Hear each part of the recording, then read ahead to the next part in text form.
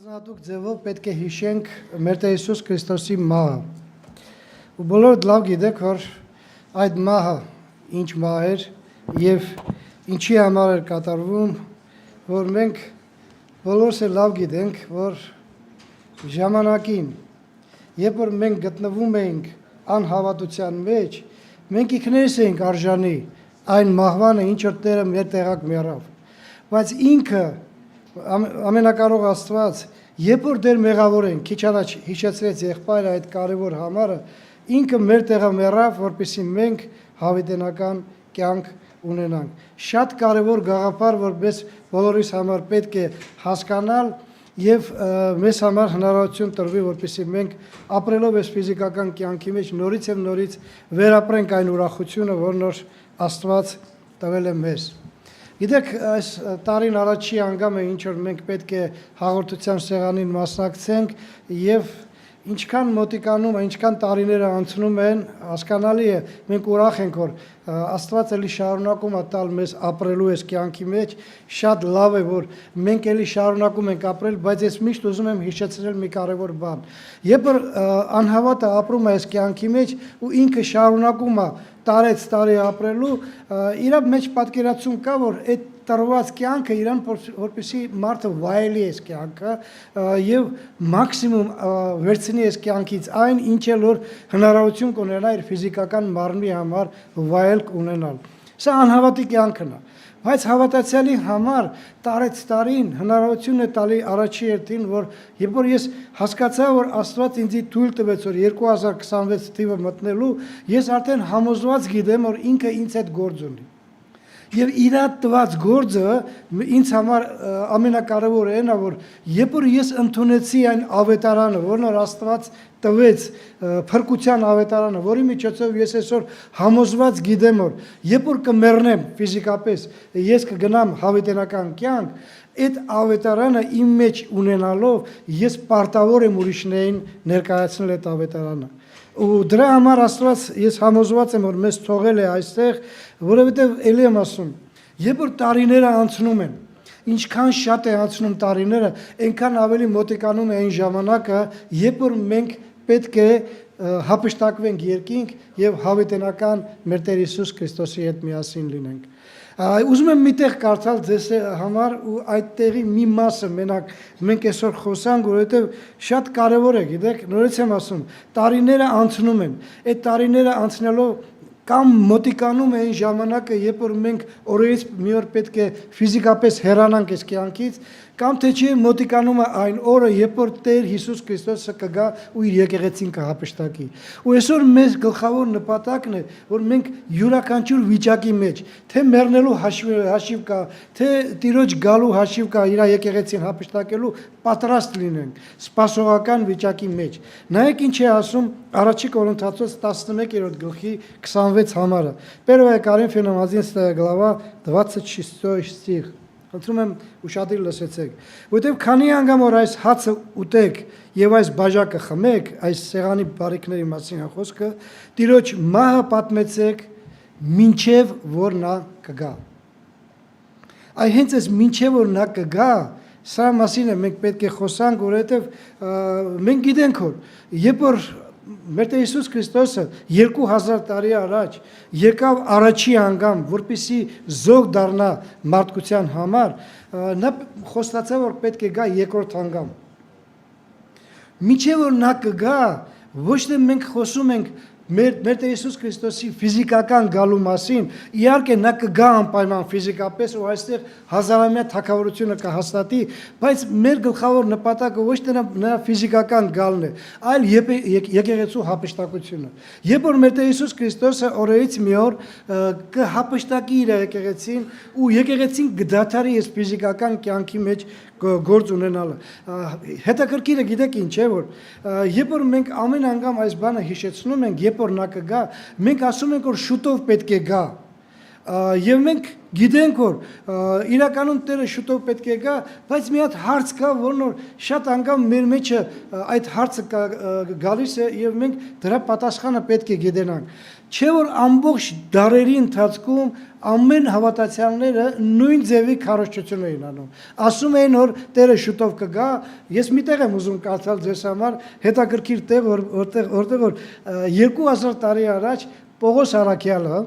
Պողոս Արաքյալը, որն որ այն ժամանակ դեր ապրում էր այս ֆիզիկական կյանքի մեջ, տեսեք ինչ է ասում այս կապակցությամբ, Տիրոջ գալու կապակցությամբ։ Առաջի Թեսաղոնիկեցի 4-րդ գլուխ, ես կկարդամ 15-ից 17 համարները։ Խնդրում եմ ուշադիր լսեցեք։ Первое Фессалоникийцам 4 глава 15-17 стихи։ Տեսեք ինչ է ասում այստեղ Պողոս Արաքյալը։ Որտեւ ինքը Տերը հրամանով եւ հրեշտակապետի ձայնով եւ Աստծո փողով վայր կգա երկնքիցը եւ Քրիստոսով մեռելները առաջ հարություն կառնեն։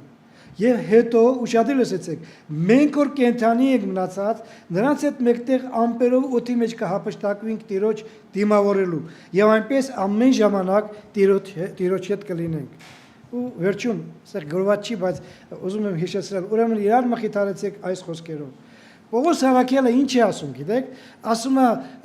ժամանակ կգա, երբ որ Աստված կգա իր եկեղեցին տանելու եւ առաջի հերթին եկեղեցի հապշտակելու ժամանակ Քրիստոսով ննջածները կհարություն կառնեն։ Հետաքրքիր խոսք կա, գիտեք, այնտեղ գրված է, ասում է հետո մենք որ կենթանի ենք, պատկերացրեք, որ ինքը համոզված գիտեր, որ երբ որ Քրիստոսը կգա, ինքը Պողոս Արաքյալը կենթանի կլինի, ասում է, կհապշտակվենք երկինք, կփոխվենք, կհապշտակվենք, բայց մենք բոլորս լավ գիտենք, որ Պողոս Արաքյալը արդեն 2000 տարի է, ինչ որ կենթանի չի, ֆիզիկապես կենթանի չի, նա 2000 տարի առաջ մահացել է եւ դեռ Տիրոջ գալը չկա։ Մենք ես հիշում եմ մի քանի տարի առաջ, երբ որ մի եղբայր ունենք, մի տասնյակ տարիներ առաջ, եղբայր ունենք, արդեն տարիքի մեջ գտնվող եղբայր, անունը չեմ ուզում տալ, երևի շատ այդ հասկանակում մասին է խոսքը, այդ եղբայրը ամեն անգամ իր մեջ համոզված ասում էր ամեն ժամանակ, ում հետ հանդիպում էր, քարոզների ժամանակ, ասում է, ես չպետք է մեռնեմ, ես պետք է Քրիստոսին կենթանի դիմավորեմ։ Ու այնքան էր համոզված ասում, որ մարդիկ նայում են, ասում են, երևի ինչ-որ մի հայտնություն է ստացել, դրան էլ ինքը ամեն անգամ այդ բանի մասին ասում է։ Բայց այդ եղբայրն էլ արդեն մահացած գնացած է, հույսով ենք, որ երկնքում նա ու երբ որ Տերը կգա իր եկեղեցին տանելու, ինքը մեռելներից հարություն կառնի, ու մենք մի անգամ հարց ենք տալիս։ Եթե այսքան մարդիկ գնացին ու ամեն անգամ քարոզում էին, ասում էին, որ մենք մեր կենթանի ժամանակ Քրիստոսին կդիմավորենք, երբ որ կգա իր եկեղեցին տանելու եւ մենք կենթանի կլինենք, ինչի հիմի մենք կարող ենք համոզված ասել, որ ժամանակը մոտիկացել է ու գալիս եկել այն ժամանակը մոտիկացել է եւ շուտով Տիրոջ գալը կլինի։ Ինչով ենք համոզված մենք։ Գիտեք, երբ որ նայում ենք Աստծո խոսքի մեջ, ես մի երկու օրինակ եմ ուզում բերել, որպեսզի մենք կարողանանք հասկանանք, որ իրոք մենք ապրում ենք վերջի ժամանակները։ Ճիշտ է Պողոս Արաքյալը ասում էր, որ ես կենթանի կդիմավորեմ Տիրոջը, այն եղբայրը մի 10 տարի, թե 15 տարի առաջ նույնպես ասում էր, բայց այսօր մենք բոլորս տեսնում ենք, որ շատ ավելի մոտ է ու նշաններ կա։ Ես հիմա երբ որ ասում եմ այս բանը, չկարծենաք, որ ես ինչ որ հայտնություն եմ ստացել, գիտեմ, երբ պետք է Տերը գա։ Չգիտեմ։ Ու եթե ինչ որ մեկը ասում է, որ ես գիտեմ, որ օրն ու որ ժամը կգա Տերը, գիտեցեք, որ այդ մարդը սուտ է խոսում։ Տերը ինքը ասեց, որ ձեր գործը չի ժամանակների ու ժամերի ու ժամանակների մասին գիտենալ, մենք բոլորս լավ գիտենք, որ Տիրոջ գալը գողի նման կեղնի, բայց նշանները, իմ սիրելի քույր եղբայրներ, նշանները, որ Տերը շուտով պետք է գա, ավելի մոտ է ու ավելի հասկանալի է մեզ համար, քան այն ժամանակ, երբ որ Պողոս Արաքյալն էր ապրում եւ ուրիշները, ովքեր որ քարոզում են, որ մենք կենթանի կլինենք։ Ու երկու նշանի մասին եմ ուզում խոսալ, չնայած շատ են այդ նշանները, երկու նշանի մասին ու ինքը իրանով հասկանալի կեղնի։ Գիտեք, Մատթեոսի 24-րդ գլուխը բոլորիդ համար երևի հայտնի է, որ մեր Տեր Հիսուս Քրիստոսի քարոզն էր վերջի ժամանակների մասին։ 24 գլուխը ամբողջ գլուխը այդ քարոզի մասին է գրված, այդ վերջի ժամանակների մասին, եւ Մատթեոսի 24-րդ գլխի 14 համարում տեսեք ինչ է ասում մեր Տեր Հիսուս Քրիստոսը։ Մատթեя 24 глава 14 стих։ Եվ արքայության այս ավետարանը բոլոր տիեզերքում ամեն հետանոսների վկայություն քարոզվի, ամեն հետանոսների վկայություն լինելու համար եւ այն ժամանակ կգա վերջը։ Ավետարանը կքարոզվի ամբողջ աշխարհով մեկ։ Նայեք այսօր ինչ վիճակ է։ Այս տեխնիկան զարգանալու հետ միասին այսօր հնարավորություն կա, սիրելի քույր եղբայրներ, որ այդ ավետարանը, որն որ ժամանակին ինչ որ փոքր տարածության մեջ էր գտնում։ Պողոս Արաքյալի օրոք դուք գիտեք որ այնքան քիչ են ցիվիլիզացիան, այնքան քիչ էր, ուրիշ տեղերը կյանք կար, բայց շատ փոքր տեղ կար ցիվիլիզացիան, ընդեղ էր քարոզում։ Միջև անգամ այն եղբոր ժամանակ ում մասին որ խոսում եմ, էլի այն ժամանակ այդքան տեխնիկան չէր զարգա։ Այսօր տեսեք ինչ մեծ զարգացում է եղել տեխնիկան, որ այսօր մարդիկ այն ջունգլիներում, աբորիգենների մոտ, որտեղ որ ցիվիլիզացիան այնտեղ չկա, մարդիկ գնում են այնտեղ քարոզում են ու ոչ միայն քարոզում են, ուղղակի այլ քարոզում են նրանց լեզվով, որտեղ որ գնում են։ Պատկերացրեք գնում են սովորում են, տեխնիկան զարգացել է, լեզուն սովորում են ու կարողանում են այդ ամեն ինչը անել։ Ինքերանով հասկանալի որ ավետարանը այնքան տարածված է աշխարհով մեկ, որ երևի չկա տեղ, որտեղ որ ավետարանը չի քարոզվել։ Չկա տեղ այսօր։ Համարյա չկա ու մենք այսօր պետք է հասկանանք, որ եթե Տերը չի գալի միջև հիմի, նա իր ողորմությունն է, այդպես է ասում Աստծո խոսքը, իր ողորմությունն է ցույց տալի, որպեսզի ոչը չկորչեն, այլ մարդիկ ունենան միջև վերջի մարդը կարողանա հավիտենական կյանք ունենալ։ Ու այսօր նորից եմ ուզում հիշեցնել իմ սիրելի քույր եղբայրներ, եթե Աստված տվել է մեզ կյանք, որ մենք կարողանանք ապրենք այս ֆիզիկական կյանքի մեջ, մեր գլխավոր նպատակն է ավետարանը տարածելն է։ Որպեսզի այն մարդիկ, ովքեր այսօր աշխարհում ապրում են ու անհոգ են իրանց ֆիզիկա ներողություն հոգիների համար, թե ուր կգնա, մենք կարողանանք գնանք եւ ամբողջ աշխարհը ավետարան քարոզենք։ Պողոս Արաքյալը 2000 տարի առաջ հետաքրքիր մի գաղափար է ասում, որ այսօր ես ուզում եմ ձեզ ներկայացնեմ ու եկեք մտածենք դրա մասին։ Հռոմեացուց 10-րդ գլուխ 14-15 համարները։ Խնդրում եմ ուշադիր լսեցեք։ Римлянам 10 глава 14-15 стихի։ Արդ ինչպես կանչեն, որին չհավատացին, եւ ինչպես հավատան, որին չլսեցին, եւ ինչպես լսեր առանց քարոզողի, եւ ինչպես քարոզեն, եթե չուղարկվին, ինչպես գրված է, որպես գեղեցիկ են նրանց ոտքերը, որ խաղաղություն են քարոզում, եւ բարի բաներ են ավետիք տալիս։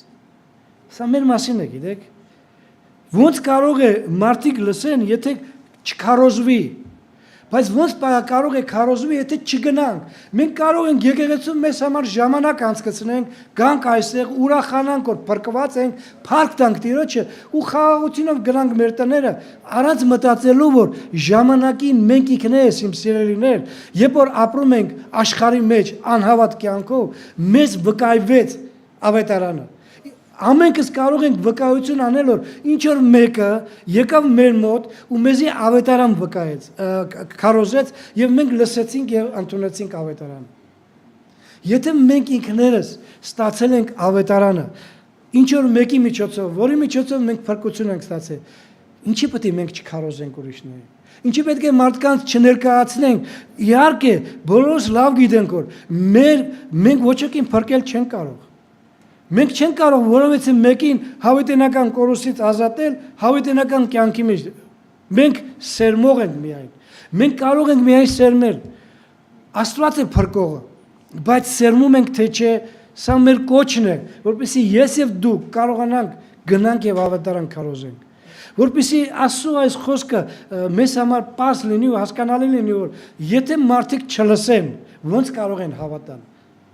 Արեք մի րոպե մտածենք, եթե մենք չլսենք ավետարանը, ոնց կարող ենք, մենք ում բոլորս էլ հավատացյալ ենք կոչում, մեզ ընդունում ենք որպես հավատացյալ ու մտածում ենք, որ եթե ինչ-որ միտեղ ճիշտ է որ հավիտենական կյանք կա, ես ընդեղ կեղնեմ, որովհետև ես հավատում եմ Աստծո գոյությանը։ Բայց մենք հետո հասկացանք, որ միայն Աստծո գոյության հավատալը բավական չի։ Մենք պետք է Հիսուսին ընդունենք ինչպես մեր անձնական փրկիչ։ Նրա մահը մեզ համար պետք է լինի, ինչպես փոխարինական մահ, заместительная смерть։ Ու այն ժամանակ ես կարող եմ համոզված գիտենալ, որ ես փրկված եմ։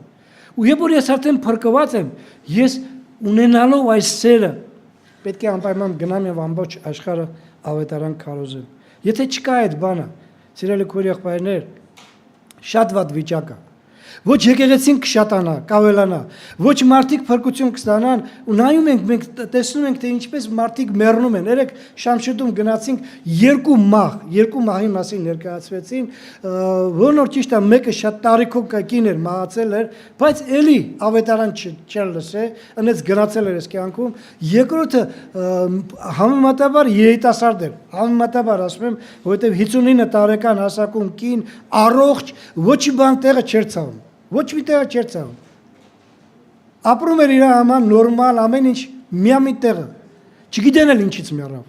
Մեկը ասում է տրոմբա, մյուսը ասում է թույնավորվել է, բայց կարևորը դա չի թե ինչից մեռավ։ Կարևորը այն է, որ այդ անձնավորությունը առանց Քրիստոս գնաց։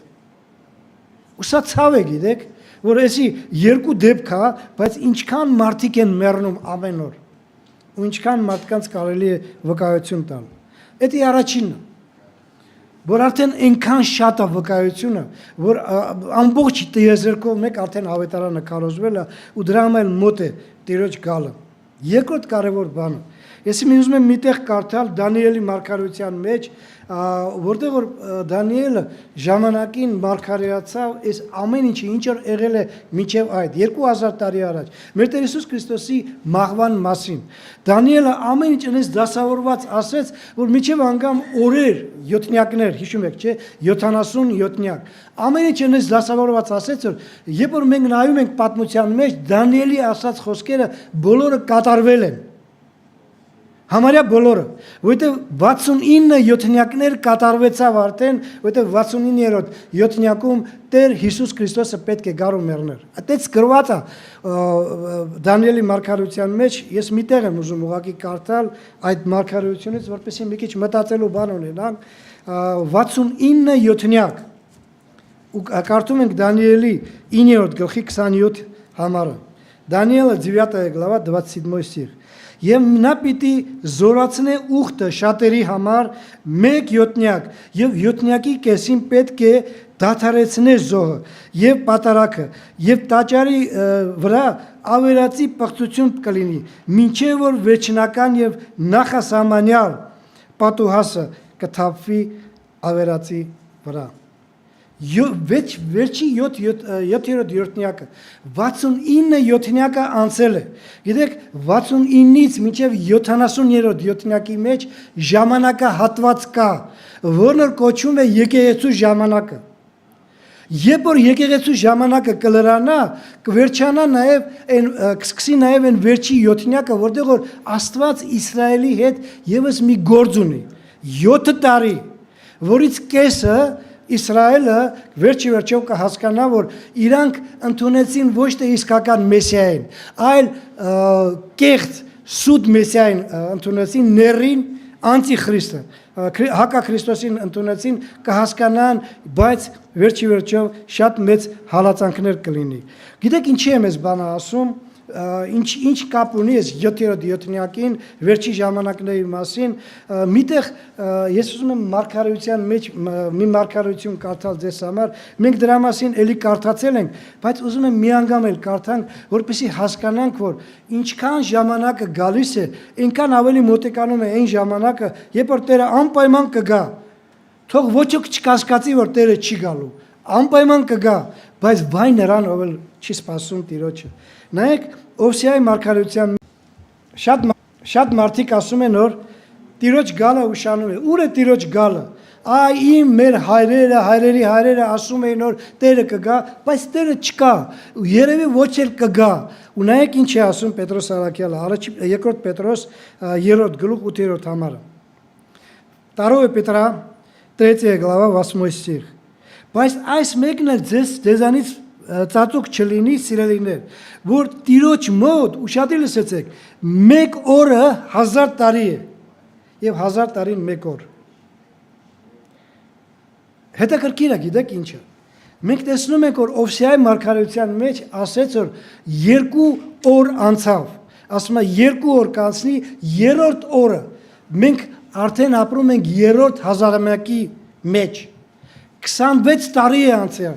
3-րդ օրը արդեն սկսել է,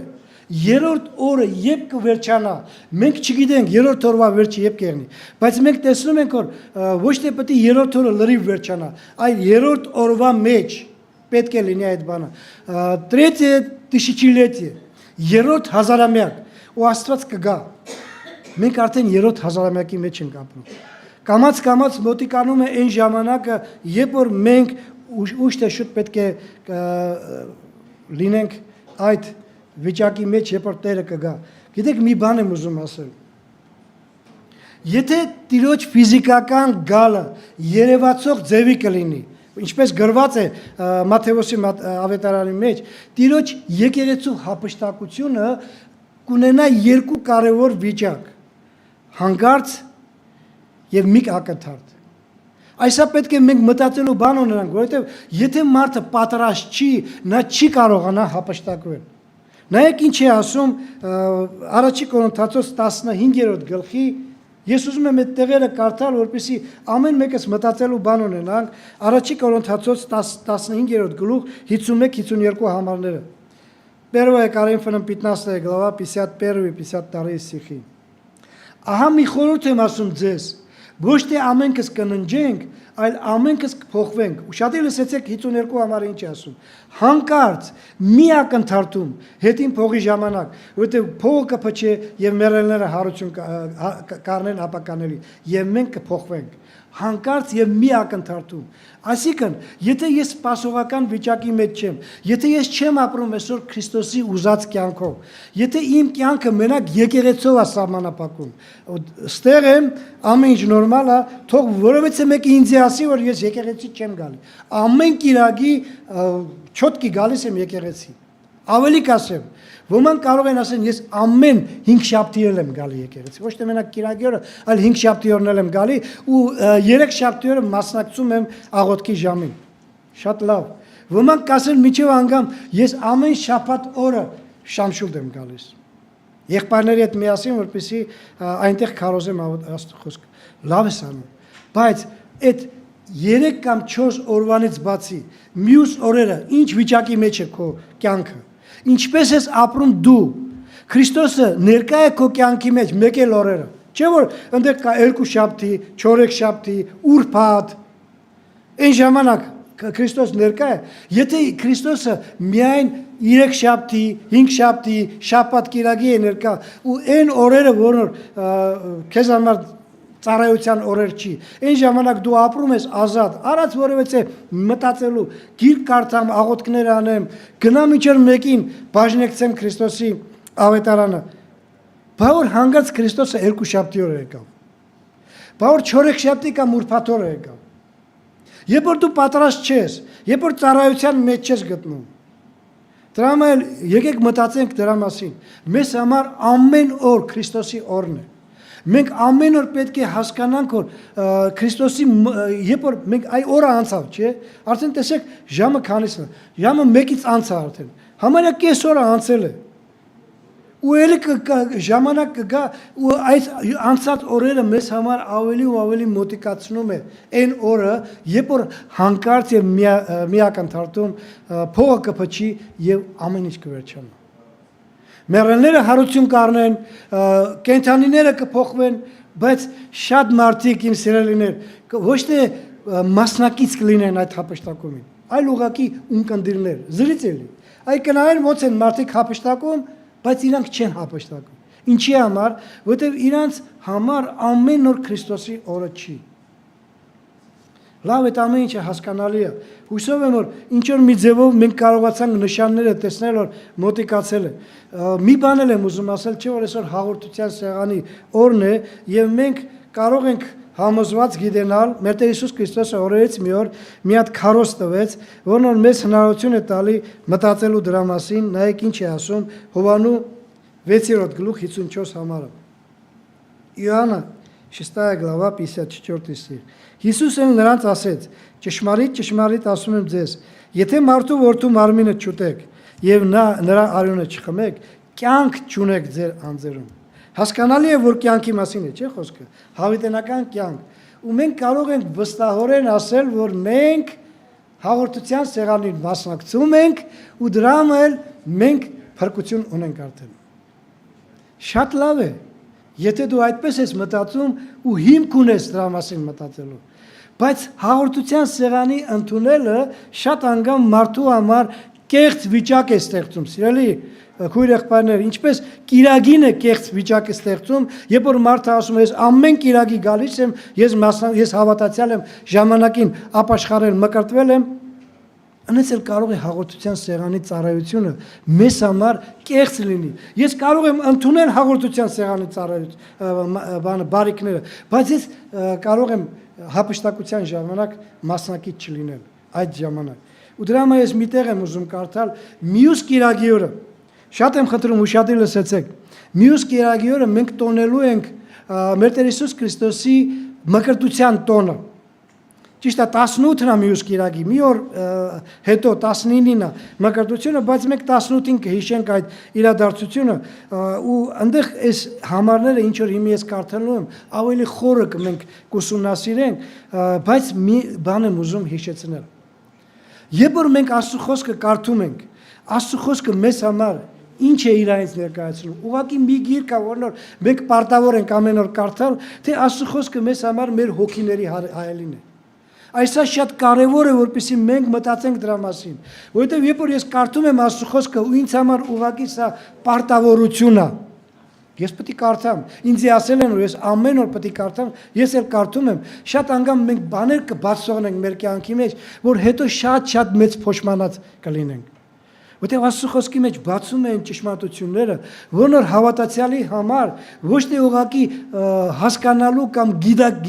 գիտելիքների համար է, այլ կյանքի ընթացքի համար է, որ ես գիտենամ, թե ինչպես պետք է ապրեմ։ Այո, լավ ես անում, հաղորդության սեղանի բարիքներից օգտվում ես, մկրտված եւ ապաշխարած եւ մկրտված լինելով, որովհետեւ Տերը ասեց, որ ով որ իմ մարմինը չուտի եւ իմ արյունը չխմի, ինձ հետ բաժին չունի երկնքի արքայության մեջ, կյանք չունի, բայց նայեք Պողոս Արաքելը ինչպես է ներկայացնում մի կարևոր գաղափար, որն մեզ մտածելու բան է տալիս ամեն մեկից։ Հռոմեացոց 6-րդ գլխի առաջի 4 համարները։ Ես խնդրում եմ ուշադիր լսեցեք Римлянам 6 глава 1-4 стиха։ Այնտեղ մի բան է գրված, որն երբ որ մենք նայում ենք, համեմատում ենք արդյոք մեր կյանքում, թե համապատասխանում է մեր կյանքը այս խոսքերին թե չի։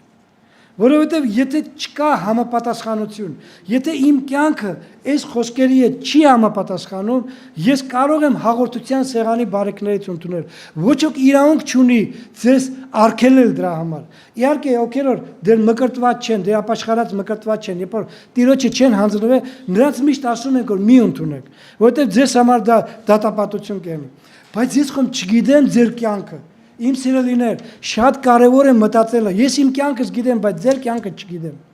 Դուք ինչպես եք ապրում ամբողջ շաբաթվա ընթացքում։ Ինչ է ձեր առաջնորդության, ով է ձեզ առաջնորդում, ինչի հետևից եք գնում դուք։ Ես խոմ չգիտեմ, բայց դուք ամեն մեկը շատ լավ գիտեք ձեր կյանքը։ Եվ եթե ձեր կյանքի մեջ այս խոսքերը չի համապատասխանում, շատ ցավալի է, ընդունես, չընդունես, ոչ մի օգուտ չես ստանա։ Նայեք ինչ է ասում այս 6-րդ գլխի առաջի 4 համարները։ Արդ ինչ ասենք, մնանք մեղքի մեջ որ շնորհքը շատանա, քավը լիցի, մենք որ մեռանք մեղքին, էլ ինչպես դեռ կապրենք նրանում։ Կամ չգիտեք թե քանիսներս որ Հիսուս Քրիստոսով մկրտվեցանք, նրա մահվանը մկրտվեցանք, մկրտությունով նրա հետ թաղվեցանք մահի մեջ, որ ինչպես Քրիստոսը հոր փառքով մեռելների միջից հարություն արավ, այնպես մենք էլ ուշադիր լսեցեք, կյանքի նորոգության մեջ ման գանք։ Շատ կարևոր է, գիտեք, որովհետև մենք ապրում ենք այս ֆիզիկական կյանքի մեջ, մենք էլի նույն ֆիզիկական մարդիկ ենք, ոչ մի բան չավելացավ մեր կյանքի մեջ, երրորդ ականջը, երրորդ աչքը, կամ եսի երկրորդ քիթը, կամ մենք բոյովացանք կամ կարճացանք, ոչ մի բան չի փոխվել, ամեն ինչ արտաքնապես նույնն է, բայց ինչպիսին է մեր ներքինը, какова наша внутренность, մեր սիրտը ինչ վիճակի մեջ է գտնում։ Պողոս Արաքելը ասում է, որ ինչպես Քրիստոս մեռելների միջից հարություն առավ, Աստծո փառքով, այնպես էլ մենք հոգևոր հարություն պետք է առնենք, մենք նորոգված կյանքով պետք է ապրենք, մենք չպետք է առաջվա կյանքով ապրենք, որովհետև ես այս դուռը բացեցի դուրս եկա, այն մյուս դուռն է բացեցի դուրս եկա ազատություն, այն ընտեղ Աստված չկա երևի, հա։ Այստեղ կարող ենք մենք հանգիստ, խելոք, ժպտալ, իրար ուրախանալ իրար համար, փառք տալ Տիրոջը, բայց այնտեղ այն աշխարհում, երբ որ մենք ապրում ենք, ինչպիսին է մեր կյանքը, ճիշտ նորոգված է մեր կյանքը։ Մենք կարող ենք վկայություն տալ մեր կյանքի մասին, երբ որ մենք Աստծո առաջ ենք վկայություն տալի, ոչ թե մեկս առաջ, որովհետև ես կարող եմ ձեզ խաբել ու դուք ոչ մի անգամ չեք չիմանաք թե իրականում իմ մեջը ինչ է կատարում, բայց Աստծուն խաբել հնարավոր չի։ Ու գիտեք ինչին է հետաքրքիրը։ Ամեն անգամ ես ասում եմ, ելի պետք է կրկնեմ, երբ որ մենք կանգնենք Աստծո առաջը, Աստված պետք է մեզի դատի։ Ու ի վերջո, եթե արժանի ենք դատապարտի, Աստված պետք է անի այդ բանը, ու այդ Աստված, որը պետք է մեզ դատի, ամեն ինչ գիտե, ինչ է կատարվում մեր մեջ։ Արեք ամեն ինչ անենք այնպես, որ Աստծուն չխաբենք, սիրելի քույր եղբայրներ։ Եթե մեր կյանքը չի համապատասխանում այս նորոգված կյանքին, նորոգված կյանքով ապրելը, ըստեղ մենակ կիրակի օրը չի, ոչ էլ 5 շաբթի օրը, ոչ էլ 3 շաբթի օրը, ոչ էլ շաբաթ օրը, ըստեղ ամեն օրը, երբ որ մարդը նորոգված ապրում է իր կյանքի մեջ, այդ նորոգությունը մարդուն հնարավորություն է տալի հասկանալու, որ ինքը երբ որ Տերը կգա, ինքը չի լինի ունկնդիր, զրիցել, ինքը կլինի անմիջական այդ գործողության մեջ անմիջական մասնակից։ Դրա համար մտածենք մեր կյանքի մասին։ Աստված մեզ հնարավորություն է տվել ոչ միայն ճանաչել մեղքը, որն է մեղքը, որը չէ։ Մենք ժամանակին ապրում ենք այս ֆիզիկական կյանքի մեջ ու ոչ մի անգամ չենք մտածում, որ նախանձը, հայհոյանքը, անեծքը, կեղտոտ խոսքերը եւ ուրիշ այդպիսի մանր բաները, որոնք մենք տենց ենք մտածում, դրանք մեղք են։ Դրանք ուղղակի թերություններ են, մենք տենց ենք։ Ես գոնե տենց եմ մտածում։ Ես գիտեի, որ մեղքը մենակ մարդասպանություն, գողություն, պոռնկություն, սուտ խոսալը, իսկ մնացածը հեչ, մնացածը մանր բաները, որ Աստված դրա վրա ուշադրություն չի դարձնում։ Բայց մենք լավ գիտենք, որ նորոգված մարդու կյանքի մեջ դրանք էլ պետք է բացակայեն։ Դրանք էլ պետք է չլինեն։ Մեր ոչ թե այստեղ մենակ, այլ ամեն տեղ, որտեղ որ գնում ենք, մարդիկ պետք է մեր մեջը տեսնան Քրիստոսին։ Դուք պատկերացնում եք Քրիստոսը անըծելիս, կամ Քրիստոսը հայհոյելիս, կամ Քրիստոսը ինչ որ մեկին նախանձելիս, կամ կեղտոտ խոսքեր ասելիս, պատկերացնում եք այդպիսի Քրիստոս։ Ինչպես Քրիստոս չէր անում այդ բանը, այնպես էլ մենք նորոգված կյանքով ապրենք, ու այդ ամեն ինչը կատարվում է այն ժամանակ, երբ որ մարդը ընդունում է Քրիստոսին ինչպես իր անձնական փրկիչ։ Տերը թող բոլորիս օրհնի։ Թող միշտ փառավորվի մեր կյանքի մեջ, մեր կյանքով, որպեսզի երբ որ մենք ընդունենք այս սեղանի բարիքները, իրականում բոլորս էլ կարողանանք համոզված գիտենալ, որ մենք ապրում ենք նորոգված կյանքով, այն կյանքով, որտեղ որ չկա մեղքի իշխանություն։